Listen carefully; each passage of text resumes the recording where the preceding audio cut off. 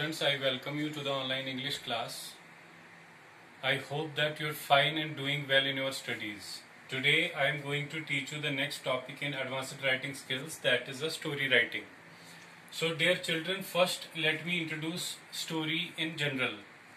Let me talk about the general definition or description of a story. Since we all are storytellers and we live in a network of stories, so technically we can say story is a narrating of real and imaginary events. It's a narrating of real and imaginary events involving real or imaginary people.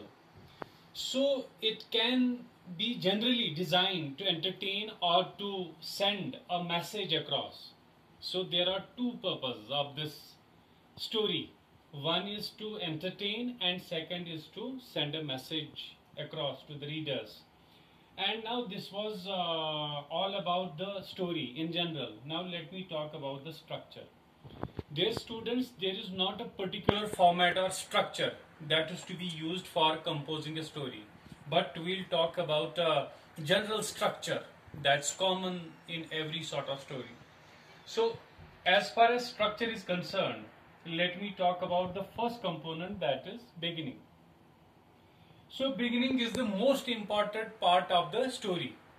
This is where you can hook the reader. You can catch the attention of the reader.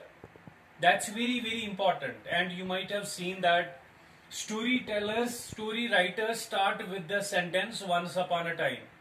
So the beginning of a story should be used in such a way that must catch the attention of the readers. That should develop the interest of the readers to go through this story.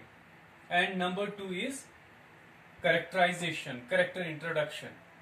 So this is an art. Introducing characters and using them in a story is an art, is a skill basically. So you have to use the characters as per their importance in the story. Every character should have a purpose in the story. This is very, very important. And next is plot. Plot is the part of the story where you actually jot down the facts and figures, the main description of the event.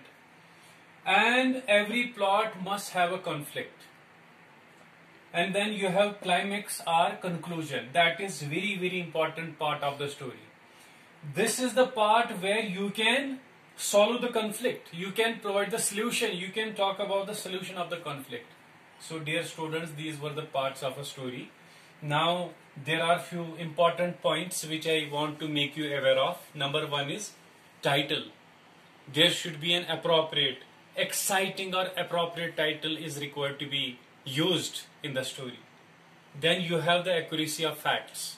The facts and figures that you are using in the story should be very much accurate. Then you have the flow or order.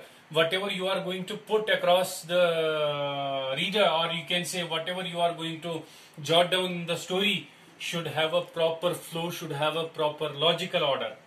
And then you have another point that's very important, that is the use of language. Simple language is required to be used. No complexity should be there, no jargons are required to be used in this. Then you have the grammar. What sort of sentences or expressions you are going to use in the story should be grammatically correct in order to attain its semantic aspect. Then you have the punctuation that has equal role as grammar.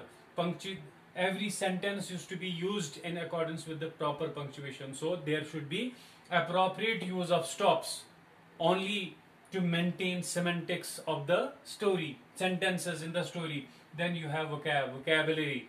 Use of words should be very much simple in order to avoid ambiguity in while the readers read the story, whatever you have written, there should be no ambiguity in it. Then you have the most important aspect of the story, that is the story writer should show the story rather than to provide information to the readers. The story writers should show the stories. Why? Because the readers will experience the story more emotionally when presented with sensory details than just information.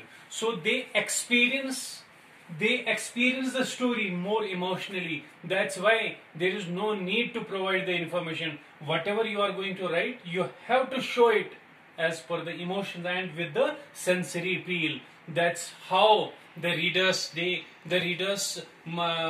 imagine the situation while they go through the story. They imagine, they consider themselves as the part of the story. That's why it should be depicted. The facts and figures should be depicted with emotions or with sensory appeal, so that the reader can go on the same plane, same channel.